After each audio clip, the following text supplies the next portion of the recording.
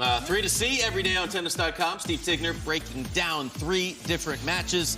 These are the ones we have today, and we will break them down for you as well, starting with that all-American matchup, Jessie Pegula, Sofia Kenin. Let's take a look at their Tennis Express head-to-head. And right now, on tour-level matches, it is 2-1. Overall, though, including a match in Dothan, Alabama back in the day. Excuse me? It's 2-all. Where was that?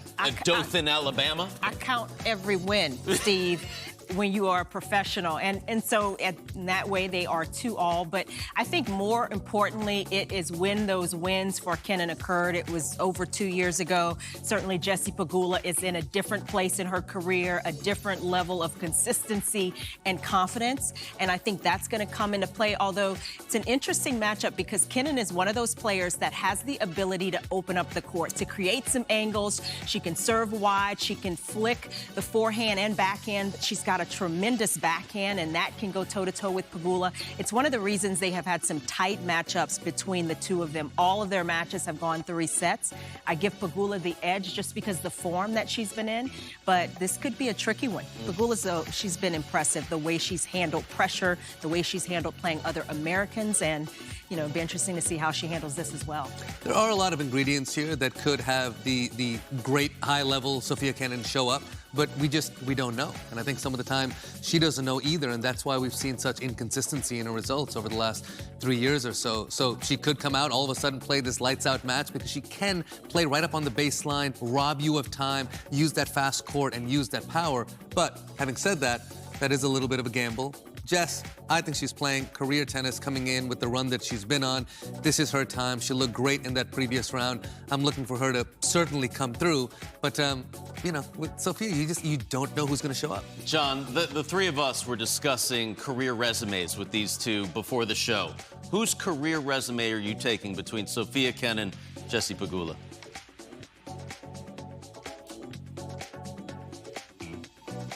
Oh, we lost the audio right when he's answering the question. I wanted to hear it, too. We got it back. The way he was smiling. It's a great question, though, because it says a lot about your tennis values, right? I mean, it sort of says, what do you value more? And honestly, I think you kind of, we play for majors, right? I mean, this is the tentpole. This is what careers are measured by. And I think, you know, who's more consistent, who's going to have a longer career in terms of total wins and longevity. It's obviously Jessie Pegula. But, God, I think getting to a major final, which Kenin did, we don't talk about enough in 2020, and winning a major, as she did also in 2020 in Australia, I think given how large majors loom in this sport, I can't believe I'm saying this, I kind of think Kenin's my choice. What do you guys say?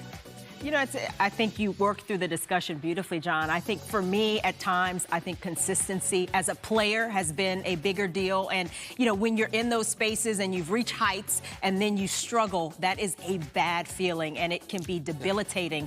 So I think it's a difficult answer. Certainly the majors, you want a major. And when you get your moment and you can grab it, that is career making.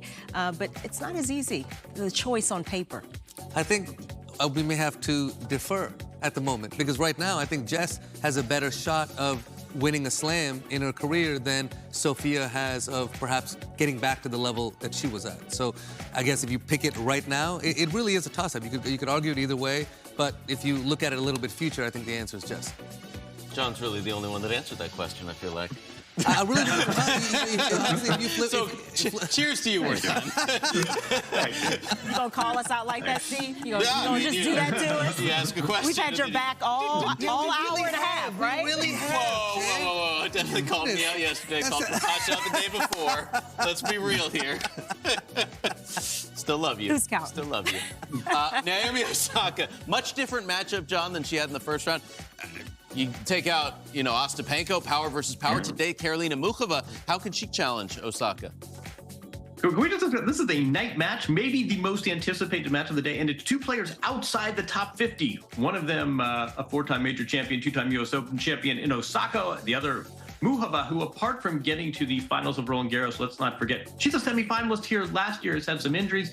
This is a really fun match. A lot of athleticism, a lot of shot making. They're both rounding into form. Naomi's been playing, you know, that first round match against Ostapenko, that is a statement win.